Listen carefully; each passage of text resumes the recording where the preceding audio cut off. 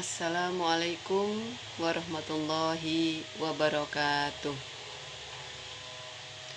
Assalatu wassalamu ala asrafil anbiya'i wal mursalin wa ala alihi wa sahbihi ajma'in, amma ba'du. Asyhadu an la ilaha illallah wa asyhadu anna muhammadan abduhu wa rasuluh. Puji syukur kita panjatkan kehadirat Allah subhanahu wa ta'ala yang telah memberikan kita nikmat berupa kesehatan, sehingga pada saat ini kita masih diperkenankan untuk bisa bertatap muka walaupun secara daring dalam kegiatan MPLS.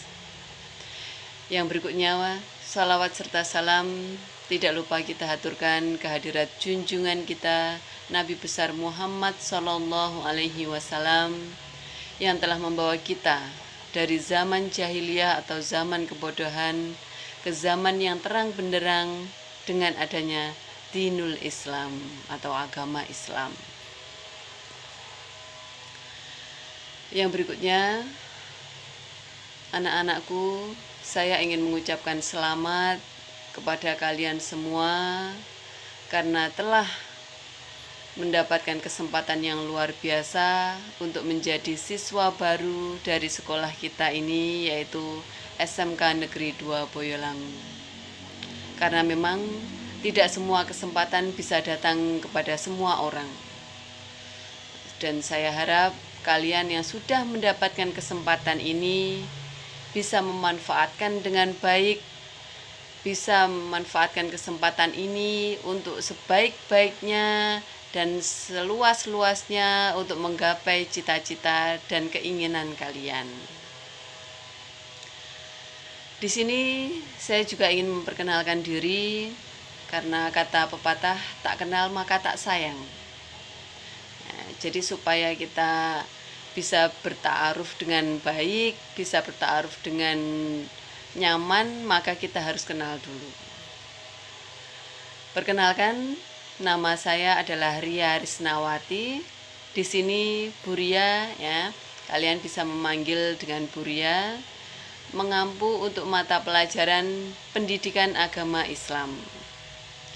Insya Allah, ya, nanti semoga pandemi ini segera berlalu, situasi menjadi kondusif kembali, menjadi aman kembali, dan kita semua bisa bertemu atau bertatap muka langsung di sekolah kita tercinta, ya, dalam keadaan sehat walafiat. Amin amin ya robbal alamin. Anak-anakku, di sini Bu Ria ditugaskan untuk menyampaikan beberapa materi yang akan menjadi bekal awal kalian, ya, dalam MPLS ini. Setelah mungkin kemarin kalian mendapatkan beberapa materi yang sudah disajikan oleh Bapak Ibu guru yang lain, ya. Materi kita kali ini adalah tentang toleransi, kemudian anti diskriminasi, dan anti bullying. Mungkin ketiga hal ini sudah sering kalian dengar, sudah sering, ya, kalian ketahui, tetapi mungkin, ya, untuk pelaksanaannya ada hal-hal yang memang belum terlalu kita pahami. Untuk itu, ya, kita akan mencoba mengupas, kita akan mencoba membahasnya, ya, apa itu toleransi, apa itu anti diskriminasi, dan apa itu anti bullying. Yang jelas dari ketiga hal ini ada poin-poin yang akan kita dapatkan, ada hal-hal yang akan kita pahami yang kemudian, ya, diharapkan akan kita laksanakan atau kita hindari. Nah, jadi prinsipnya seseorang yang berilmu itu apabila dia sudah mengetahui suatu ilmu, kemudian dia memahami ilmu tersebut, yang paling penting adalah mengimplikasikannya atau mempraktekannya dalam kehidupannya sehari-hari. Jadi setelah kita tahu misalnya toleransi, oh toleransi itu ternyata hal yang baik, ya. Kemudian, ya, apa yang akan kita lakukan selanjutnya? Kita harus memahami bagaimana cara-cara bertoleransi yang baik, ya. Kemudian setelah itu tahapan selanjutnya berarti kita harus melaksanakannya dalam kehidupan kita. Demikian juga dengan dua hal yang lain, yaitu anti diskriminasi. Apa itu diskriminasi? Ya, nanti akan kita bahas. Apa itu anti bullying? Nanti akan kita bahas. Ya. Baik, kita menuju ke materi yang pertama, yaitu tentang toleransi. Toleransi diartikan dalam Kamus Besar Bahasa Indonesia adalah sikap saling menghormati satu sama lain, terutama dalam menyikapi perbedaan. Nah, perbedaan itu baik mulai dari suku, budaya, agama, sampai dengan kondisi fisik manusia yang berlainan atau bermacam-macam. Nah, di Indonesia ini kita mengetahui bahwa latar belakang suku, agama maupun budaya sangat beragam. Ya, jadi banyak sekali hal-hal yang berbeda walaupun kita satu negara. Nah, karena itu toleransi di sini dipandang sebagai hal yang sangat harus dijunjung tinggi, ya, dan menjadi modal dasar atau modal awal persatuan dan kesatuan dari bangsa Indonesia. Karena apa? Ya, karena kita tahu sendiri, apabila kita tidak menghargai perbedaan antara sesama manusia, ya, baik dari hal sukunya, baik dari hal agamanya, ataupun dari hal budayanya, kita bisa membayangkan apa yang terjadi. Tentu saja perselisihan di mana-mana, pertikaian di mana-mana, dan itu hal yang sangat tidak kita harapkan. Ya. Nah, jadi di sini ya, toleransi menjadi hal yang mutlak yang harus dilakukan apabila kita ingin hidup dengan damai dan rukun. Yang berikutnya, bagaimana cara menjaga toleransi supaya kita bisa berbuat dengan baik, supaya kita bisa berhubungan dengan baik dengan sesama manusia. Ya. Yang pertama, ya, yaitu dengan cara menjaga keharmonisan masyarakat. Nah, dalam kehidupan bermasyarakat, tentu saja, ya, jangankan yang satu atau di luar daerah. Nah, kita mungkin satu lingkungan saja ada beragam jenis manusia, jenis sifat dan kebiasaan, ya, yang kita temui. Ya, tetapi hal ini diharapkan, ya, tidak akan merubah atau tidak akan membuat kita untuk saling mempertentangkan. Ya, dalam kehidupan bermasyarakat kita harus tetap menjaga hubungan baik, ya, terutama dalam hal kemasyarakatan. Misalnya, ya, ada tetangga kita yang sakit, ya, nah, kita tanpa memandang agamanya, tanpa memandang sukunya, tanpa memandang rasnya, ya, tentu saja kita harus menjenguk, ya, atau mendatanginya, ya, karena memang tetangga kita. Ya, itu contoh kecilnya. Ya. Yang kedua adalah dengan mencegah perpecahan. Nah, mencegah perpecahan di sini bisa kita lakukan dengan saling menghargai. Nah, apabila ada seseorang, ya, yang mungkin membuat kita atau tidak sependapat dengan kita dalam keadaan sehari-harinya, ataupun mungkin menyakiti, bahkan, ya, menyakiti hati kita, ya, tentu saja kita tidak serta-merta untuk menegur dengan kasar. Nah, kita tidak serta-merta untuk berbuat yang tidak baik juga kepadanya. Ya, tetapi kita harus, ya, mencari hal-hal atau mencari solusi yang terbaik. Bagaimana kita bisa tetap berhubungan dengan baik, tetapi juga dengan cara menegur yang baik. Tentu saja seperti itu. Ya. Yang ketiga adalah dengan menyatukan perbedaan. Nah, perbedaan itu di dalam setiap, ya, lini kehidupan manusia pasti ada. Ya, karena tidak memungkiri, ya, lain pikiran, ya, lain watak seseorang pasti akan melahirkan perbedaan-perbedaan, ya, yang luar biasa. Tetapi, ya, selama perbedaan itu tidak menyangkut akidah atau tidak menyangkut harkat dan martabat diri kita, ya, tidak seharusnya perbedaan itu membuat perpecahan di antara kita. Jadi dengan mengeratkan hubungan, ya, misalnya di suatu komplek atau di suatu daerah lingkungan, ya, bisa dengan cara, ya, mengadakan ronda bersama atau bergotong royong, misalnya dengan membersihkan lingkungan sekitar bersama-sama. Kemudian dari obrolan-obrolan tersebut akan timbul nanti guyonan dan lain sebagainya. Ya, itu dengan cara, ya, untuk tidak memperbesar perbedaan sehingga kita bisa menyatukan perbedaan tersebut. Kemudian yang keempat adalah dengan meningkatkan perdamaian. Hal-hal kecil yang membuat pergesekan-pergesekan itu sebaiknya memang tidak usah kita bahas, tidak perlu kita jadikan besar, tetapi ya kita minimalisir lagi supaya kedamaian atau kerukunan di antara kita menjadi semakin erat. Di antaranya itu. Kemudian manfaatnya apa toleransi? Nah, tentu saja manfaatnya besar dan banyak sekali. Nah, yang pertama adalah membangun rasa nasionalisme. Nah, kita tahu ya, dewasa ini luar biasa ya, gempuran-gempuran kalau kita mungkin melihat berita ya dari negara lain ya kepada suatu negara ya. Kita bisa membayangkan kalau Indonesia nasionalismenya ini nanti tidak berjalan dengan baik ya, nasionalismenya tidak kuat, apa yang terjadi dengan negara kita? Nah, kalau di dalam negaranya sendiri sudah terjadi banyak sekali pergesekan, sudah terjadi banyak sekali perpecahan ya, maka di situ ya kita akan kesulitan untuk menangkis atau akan kesulitan menghadapi negara dari luar. Ya, maka itu ya kedepannya ini ya nasionalisme antara kita sesama suku bangsa, sesama satu negara ya walaupun berlainan agama dan lain sebagainya harus kita pupuk. Itu yang terpenting ya demi nasionalisme atau persatuan negara kita. Yang kedua adalah menanamkan rasa persaudaraan ya.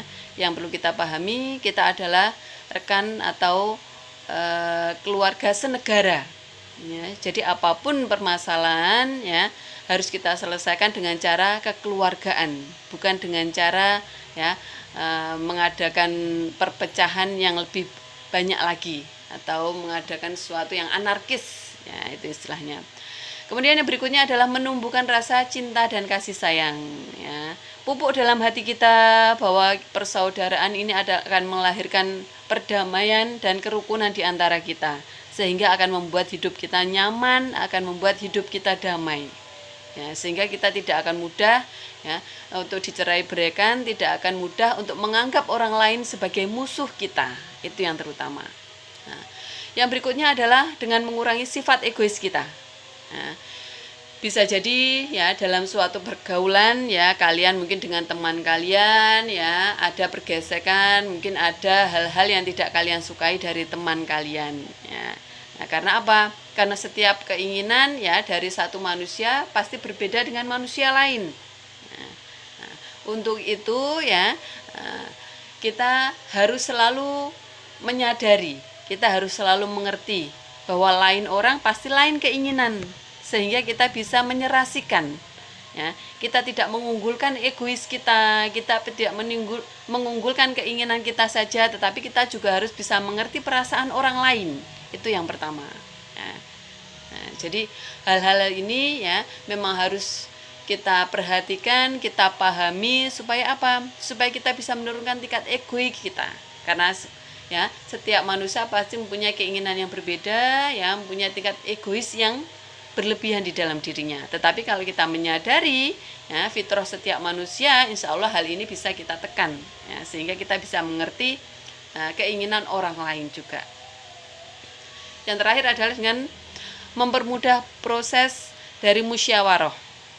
Nah, seperti kita tahu, negara Indonesia ini adalah negara yang berdasarkan kekeluargaan dan kegotong royongan. Ya, dasarnya dari Pancasila sebenarnya jelas sekali. Ya, kita berdasarkan ya kekeluargaan dan kegotong royongan. Untuk itu ya proses musyawarah, proses diskusi ini harus kita pakai. Ya, baik di dalam lingkungan masyarakat maupun kenegaraan.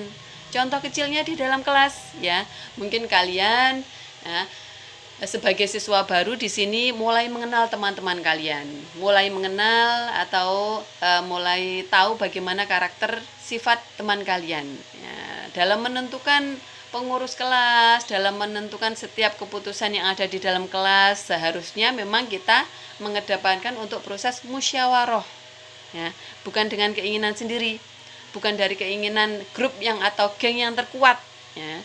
Nah, jadi tidak diharapkan tidak ada kelompok-kelompok kecil yang akan menguasai di dalam kelas, karena memang semuanya mempunyai hak yang sama. Media sosial sudah seakan menjadi raja dalam kehidupan kita. Karena apa? Ya, jangankan dalam keseharian kita mulai bangun tidur, kita akan tidur, yang kita pegang adalah gadget kita. Ya, yang notabene di situ memang kalau kita bisa memanfaatkannya dengan baik, ya, maka beribu manfaat yang akan kita peroleh. Tetapi sebaliknya, ya, apabila kita tidak bisa memanfaatkannya, maka kita akan ikut arus, ya, ikut arus yang ada di dalamnya, sehingga waktu kita tidak akan terasa terbuang dengan sia-sia. Ya, nah, mungkin kalian yang punya akun-akun media sosial seperti FB, IG, dan lain sebagainya, ya, kita membuka untuk 10 menit, 20 menit, atau 1 jam, tidak akan terasa. Ya. Nah, tidak akan terasa. Kenapa? Karena ini begitu, ya, begitu menyenangkan. Nah, maka itulah perlunya, ya, perlunya toleransi. Apalagi ya kalau di situ mungkin, ya, kita sudah bertemu dengan kenalan-kenalan baru atau orang-orang baru, kita bisa dengan bebas untuk mengomentari apapun yang diposting oleh orang-orang yang ada di sana, ya, sehingga, ya, mungkin tanpa sadar, ya, kita tidak mengetahui batasan-batasan toleransi itu. Nah, jadi ini yang paling penting anak-anakku, ya. Nah, yang perlu kita sadari, media sosial adalah tempat kita untuk mencari inspirasi, tempat kita untuk berbagi inspirasi, bukan tempat kita untuk menjuliti ataupun, ya, tempat kita untuk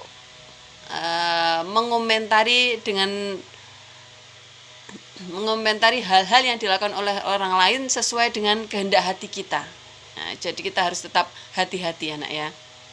Itu. Kemudian, ya, dari sini kita bisa mengetahui bagaimana ciri-ciri orang yang sudah bisa bertoleransi, yaitu yang diantaranya dengan bahwa dia sudah bisa menghormati orang lain, ya, tidak dengan semaunya sendiri untuk berbicara kepada orang lain atau mengomentari orang lain. Yang kedua, bisa memberi kebebasan bagi orang lain, tidak memaksakan kehendaknya. Yang ketiga, dengan menghargai pendapat orang lain, karena dalam setiap musyawarah bukan hanya pendapat kita yang harus dipakai, tetapi ada orang lain juga yang mungkin, ya, memang mempunyai pendapat lebih baik daripada kita. Kemudian yang keempat, ya, tidak memandang perbedaan fisik dan psikis dalam bersosialisasi. Ini sangat penting sekali. Ini nanti hubungannya adalah dengan bullying, ya, yang akan kita bahas selanjutnya. Nah, itu tentang toleransi di dalam kehidupan. Yang kedua adalah tentang diskriminasi. Diskriminasi diartikan atau mempunyai pengertian sebagai perbedaan perlakuan terhadap sesama warga negara yang dilakukan berdasarkan warna kulit, golongan, suku, ekonomi, maupun agama. Ya. Jadi, ya, diskriminasi ini memang cenderung dilakukan dari orang-orang yang mayoritas kepada orang-orang yang minoritas. Maksudnya di sini mayoritas adalah mempunyai kualitas atau kuantitas yang lebih, ya, lebih banyak. Ya. Kemudian yang menindas orang-orang yang mempunyai kuantitas lebih sedikit atau mempunyai jumlah lebih sedikit. Ya. Perbedaan ini, ya, digolongkan menjadi beberapa atau didasarkan dari beberapa perbedaan. Yang pertama adalah perbedaan suku dan ras, yang kedua perbedaan kelas sosial, yang ketiga adalah perbedaan jenis kelamin atau gender, yang keempat adalah perbedaan agama atau kepercayaan, yang kelima adalah perbedaan pandangan politik, dan yang keenam adalah perbedaan kondisi fisik. Ya. Dari hal-hal yang saya sebutkan ini tadi sudah jelas sekali, ya, bahwa hal ini memang hal-hal yang sangat rentan sekali memicu suatu perpecahan, memicu suatu diskriminasi di antara kita. Nah, tetapi yang paling penting, ya, untuk kita, ya, untuk menyadari, ya, bahwa diskriminasi itu adalah suatu perbuatan yang sangat tidak baik, yang sangat tidak diharapkan dalam kehidupan kita. Karena apa? Ya, seperti pepatah, apa yang kita tanam itu pula yang akan kita tuai. Ya, jadi segala sesuatu yang kita lakukan kepada orang lain, nanti hasilnya pasti kita juga yang akan merasakan. Jadi apabila kita melakukan suatu pelanggaran, kita melakukan suatu diskriminasi kepada orang-orang lain, ya, maka kita juga akan mendapatkan perlakuan yang sama. Maka itu, ya, kita hindari hal-hal ini yang memicu perpecahan dan perselisihan di antara kita. Berikutnya jenis diskriminasi. Ya, di sini digolongkan menjadi dua, yaitu diskriminasi langsung dan diskriminasi tidak langsung. Yang dimaksud dengan diskriminasi langsung di sini adalah bentuk di mana hukum, peraturan, atau kebijakan dibuat dengan menyebutkan secara jelas karakteristik tertentu. Misalnya, perbedaan agama, ras, jenis kelamin, kondisi fisik, sehingga sebagian orang tidak mendapatkan peluang yang sama. Nah, jadi misalnya di suatu daerah, ya, yang boleh masuk ke daerah ini hanyalah dari ras atau golongan ini, ya, atau yang boleh masuk ke golongan ini, ya, ini hanyalah yang beragama ini, ya, dan lain sebagainya. Ya, hal seperti ini sebenarnya memang termasuk diskriminasi, tetapi nanti di perjalanannya kita mungkin bisa melihat lagi, ya, diskriminasi yang seperti apa yang akan kita bahas selanjutnya. Yang kedua adalah diskriminasi tidak langsung, yaitu ketika suatu peraturan yang sifatnya netral namun dalam pelaksanaannya di lapangan terjadi diskriminasi terhadap masyarakat yang memiliki karakteristik tertentu. Ya. Sebenarnya peraturannya netral, ya, maksudnya netral di sini tidak berpihak pada satu ras atau satu golongan tertentu. Tetapi ternyata, ya, dalam pelaksanaannya, ya, ini menimbulkan diskriminasi. Kenapa? Karena mungkin, ya, di dalamnya ada golongan-golongan yang mayoritas yang, ya, membuat hal sedemikian. Misalnya di sebuah kelas, ya, kalian punya suatu kelas, seharusnya di dalam kelas itu semuanya mempunyai hak yang sama, ya, semuanya mempunyai kesempatan yang sama. Tetapi, ya, karena mungkin di situ ada beberapa anak yang mungkin buat dirinya sebuah kelompok, ya, yang akhirnya menguasai kelas tersebut sehingga orang-orang yang lain atau anak-anak yang lain, ya, tidak bisa mendapatkan kesempatan yang sama.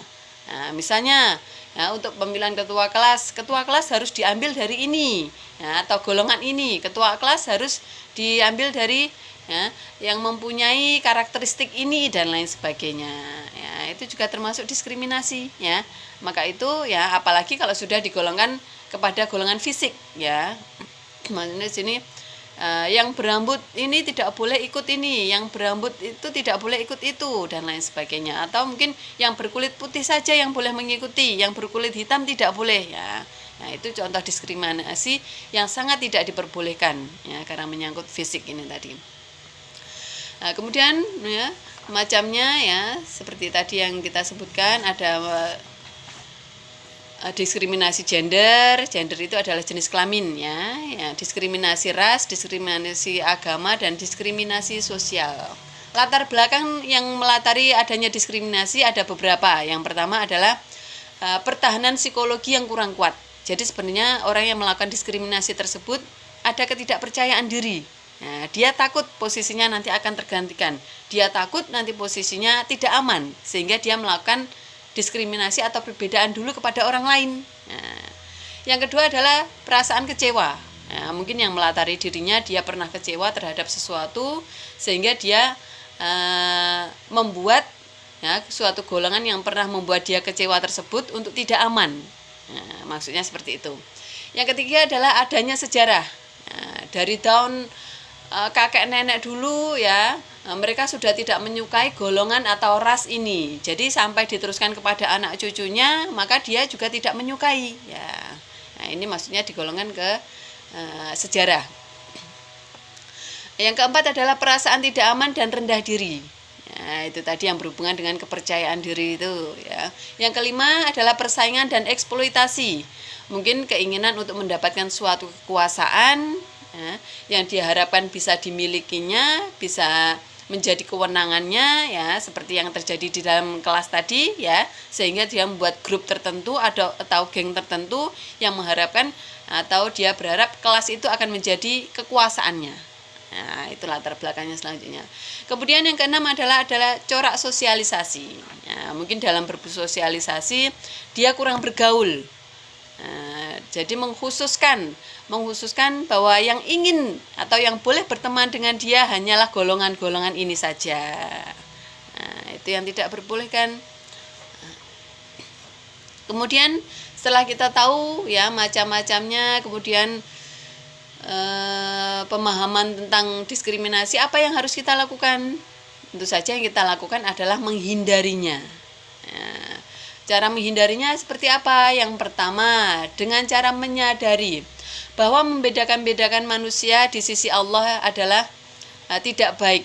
Karena Allah ya atau Tuhan tidak pernah menilai manusia dari sisi atau latar belakang fisiknya, tetapi dari kadar ketakwaannya seorang manusia tersebut. Ya, jadi kalau Allah saja, Tuhan saja yang menciptakan kita tidak pernah melihat ya, dari segi fisik kita, ya, kenapa kita sebagai manusia membedakan manusia dari segi fisiknya? Ya, sangat tidak dibenarkan. Yang kedua adalah dengan melihat keragaman ciptaan, keragaman suku, ya, dan keragaman agama serta ras itu adalah hal yang wajar, yang tidak perlu kita pertentangan atau kita perselisihkan, apalagi kita diskriminasikan. Itu yang paling penting. Kemudian yang ketiga adalah Allah tidak melihat kemuliaan seseorang dari penampilan luarnya. Ya, jangan dianggap kalau misalnya kita berpenampilan ganteng sekali atau cantik sekali atau sudah rapi sekali dengan memakai barang-barang yang branded mungkin ya, maka secara otomatis harkat dan martabat kita lebih daripada yang lain. Tidak seperti itu. Ya, karena harga dari diri seorang manusia tetap terlihat atau tetap dinilai dari watak dan tingkah lakunya. Itu yang terpenting. Yang keempat adalah dengan membiasakan diri menghindari sifat saling merendahkan, saling mencela, memanggil dengan gelar ejekan atau berprasangka jelek dan mencari-cari kejelekan orang lain. Jadi prasangka itu ya termasuk sangat penting juga, karena kalau kita sudah berprasangka jelek kepada orang lain, maka yang terjadi ya, pemikiran kita tidak akan terbuka. Pemikiran kita akan selalu ya, menganggap bahwa orang lain itu lebih buruk atau tidak aman untuk kita. Maka itu pentingnya berpositif thinking atau berpikir positif dalam setiap kehidupan kita, dalam setiap pergaulan kita, itu yang harus mendasari diri kita. Jangan sampai ya, nanti dari prasangka atau dari suudzon kita kepada orang lain akan membatasi ya, gerak kita, akan membatasi segala aktivitas kita yang akan membuat diri kita menjadi orang atau pribadi yang lebih baik lagi. Itu anak-anak ya. Yang kedua dari diskriminasi ya. Kemudian yang berikutnya adalah tentang anti bullying. Nah, kalau kita sudah mengetahui tadi tentang toleransi, tentang diskriminasi, kemudian sekarang bullying. Bullying diartikan di sini sebagai ancaman dari pihak yang kuat kepada pihak yang lemah atau suatu perilaku agresif dari seseorang atau kelompok yang bertujuan melukai atau membuat korbannya merasa tidak nyaman. Dampaknya apa? Ya, dampaknya ya, perilaku bullying ini membuat orang yang dibully itu menjadi depresi. Ya, depresi itu tekanan jiwa, ya, berbahaya sekali. Yang kedua, mempunyai kecemasan. Ya. Nah, orang yang dibully ini nanti akan mempunyai perasaan yang tidak tenang. Saya besok kalau sekolah ketemu ini, saya merasa tidak nyaman, saya akan dibully lagi sama ini, dan lain sebagainya. Ya. Yang ketiga adalah gangguan psikomatis. Yang keempat adalah gangguan psikiatris. Psikomatis tentu saja adalah gangguan dari jiwanya. Ya. Nah, dia merasa tidak tenang tadi, dia merasa terancam tadi, kemudian jiwanya merasa terganggu. Ya. Kemudian untuk gangguan psikiatris adalah gangguan dari psikis, karena bullying itu bukan hanya dilakukan dari verbal saja, tetapi bisa dilakukan melalui fisik. Ya. Nanti kita bahas macamnya. Macam-macam bullying di sini ya bisa dibedakan menjadi dua, yaitu bullying secara fisik dan secara verbal. Kalau bullying secara fisik tentu saja ya dengan cara menyiksa, menindas, memukul, mengancam, ataupun dengan menendang yang berkaitan dengan fisik. Kemudian bullying secara verbal yaitu dengan cara menjuluki dengan cara yang tidak baik. Ya. Kemudian menghina, memfitnah, menebar gosip, dan memaki. Nah, jadi di sini ya tindakan bullying ini sudah pasti atau kita pastikan ya bahwa ini adalah tindakan yang tidak baik. Ya. Efeknya sangat berbahaya bagi orang yang dibully ataupun orang yang membuli, karena ini berkaitan dengan fisik dan psikis seseorang. Mungkin kalau dari fisik masih bisa disembuhkan ya, dengan cara pengobatan dan lain sebagainya. Tapi kalau sudah psikis yang sakit ya, jiwanya yang sakit, maka akan sulit sekali untuk disembuhkan. Maka itu anak-anak ya, janganlah sekali-kali ya kita melakukan suatu tindakan yang itu dimana merendahkan orang lain ataupun mungkin memaki orang lain ya, atau bahkan ya hanya dengan menyebut seseorang atau orang lain teman kita dengan sebutan yang tidak dia sukai. Mungkin itu terkesan remeh untuk kita, terkesan sepele untuk kita, tetapi ternyata itu mempunyai efek yang sangat besar untuk orang yang kita sebut tadi. Nah, misalnya memanggil dengan cara yang tidak baik, mempunyai julikannya atau dengan kelemahannya ya, misalnya orangnya agak pendek, kemudian kita memanggil dengan mohon maaf si cebol ya, itu yang sangat tidak diperbolehkan. Mungkin untuk kita ini bisa menjadi gurauan ya, karena mungkin kita memiliki fisik yang tinggi ya, yang tidak seperti orang yang kita juliki tadi ya, tetapi bagi dia ya, perkataan itu atau julukan itu sangat menyakiti hati ya, sangat mengganggu kejiwaannya, sehingga mungkin ya, walaupun dia merasa dia tidak nyaman, tetapi dia tidak berdaya, dia tidak bisa menolak ya. Karena apa? Karena itu sudah menjadi kebiasaan, kebiasaan teman-temannya untuk menyebutnya seperti itu ya, sehingga dia hanya memendam yang akhirnya itu bisa berakibat pada kondisi kejiwaannya. Jadi itu perlu sekali kita perhatikan. Sekecil apapun panggilan kita kepada teman-teman kita ya, atau seremeh apapun hal-hal yang bisa menimbulkan teman kita tidak nyaman, sebaiknya tidak kita lakukan. Berikut ini salah satu contoh atau beberapa contoh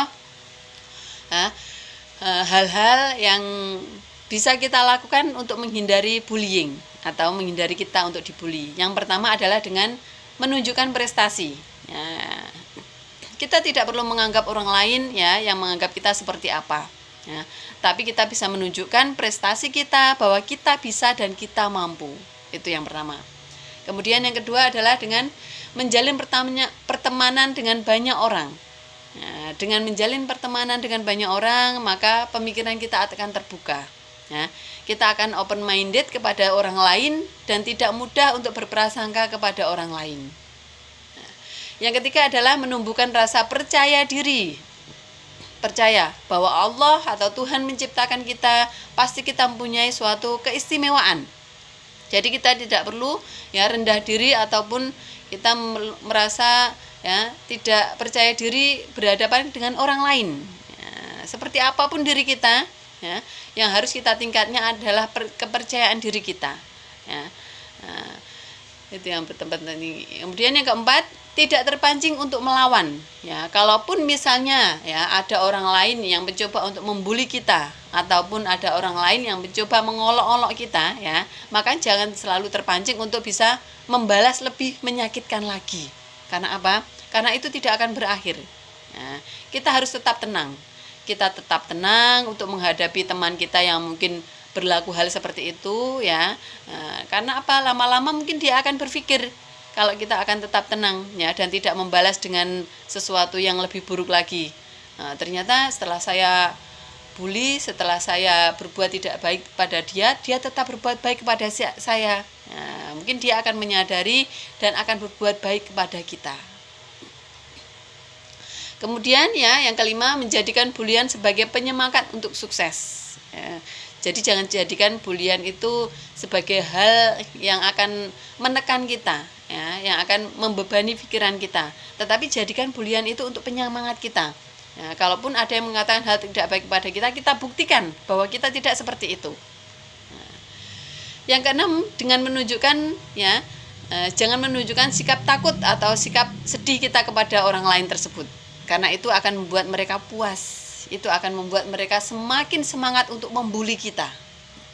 Jadi tetap tenang ya, tetap berpikir positif ya, dengan menunjukkan prestasi dan semangat kita tadi. Yang tujuh atau terakhir ya, kalau misalnya dari semua hal tersebut sudah kita lakukan, tetapi ternyata pembulian tetap berlangsung kepada kita, maka yang kita lakukan adalah dengan melaporkan kepada pihak yang berwenang pihak yang berwenang di sini bukan berarti kita langsung melaporkan kepada pihak kepolisian, tidak ya nak ya. Tapi kalau misalnya kita berada di lingkungan sekolah, maka kita berkonsultasi kepada guru kita, berkonsultasi mungkin kepada wali kita. Itu memang harus boleh kita lakukan. Bukan kita istilahnya manja, tidak, tetapi hal-hal ini bisa membuat kondisi kejiwaan kita lebih baik ya. Kita bisa bercerita kepada orang lain yang mungkin ya kita anggap memang bisa menyelesaikan masalah ini ya. Berkonsultasi kepada guru-guru kita, kepada wali kita. Pak, Bu, saya merasa seperti ini di kelas. Saya dianggap teman kita seperti ini dan lain sebagainya ya. Nanti dari Bapak Ibu guru insya Allah pasti akan memberikan solusi, pasti akan memberikan jalan keluar untuk kita, apa yang harus kita lakukan. Kalaupun tidak bisa kita untuk berbuat kepada diri kita sendiri, maka nanti akan ada konfrontasi ya, akan ada mediasi, akan ada pembimbingan yang lebih baik lagi supaya ya keadaan kita dengan teman-teman kita ini nanti bisa lebih baik lagi. Jadi itu anak-anakku ya, sedikit tentang toleransi, anti diskriminasi, dan anti bullying. Jadi hal-hal ini memang penting sekali dalam kehidupan kita. Karena apa? Karena kita sebagai manusia di sini memang diharapkan untuk hanya berlomba dalam kebaikan ya, untuk menjaga diri kita dan sesama kita. Karena apa? Karena manusia yang paling baik adalah manusia yang paling bermanfaat untuk sesamanya. Ya, jadi jangan sampai hidup kita menjadi beban untuk orang lain, jangan sampai hidup kita ya menjadi bahan gunjingan orang lain karena kita mungkin suka melakukan hal-hal yang tidak baik, yaitu misalnya seperti diskriminasi ataupun bulian kepada orang lain. Ya, kita hindari hal-hal ini. Kita lakukan hal-hal yang terbaik untuk hidup kita supaya kita juga mendapatkan manfaat ya dalam kehidupan kita serta bergaul dengan baik dan nyaman dengan sesama teman-teman kita. Mungkin itu yang bisa saya sampaikan untuk saat ini. Semoga nantinya kita juga bisa bersilaturahmi dengan baik, dengan bertatap muka di sekolah kita tercinta. Dan satu, tetap semangat untuk menghadapi ya, pandemi ini dengan berdoa semoga pandemi ini segala berakhir ya, semuanya segera disehatkan, yang sakit, kemudian kita yang sehat juga terus tetap sehat dan semangat. Demikian dari saya. Apabila ada kurangnya saya mohon maaf. Dan wabillahi taufiq wal hidayah waridho wal inayah. Wassalamualaikum warahmatullahi wabarakatuh.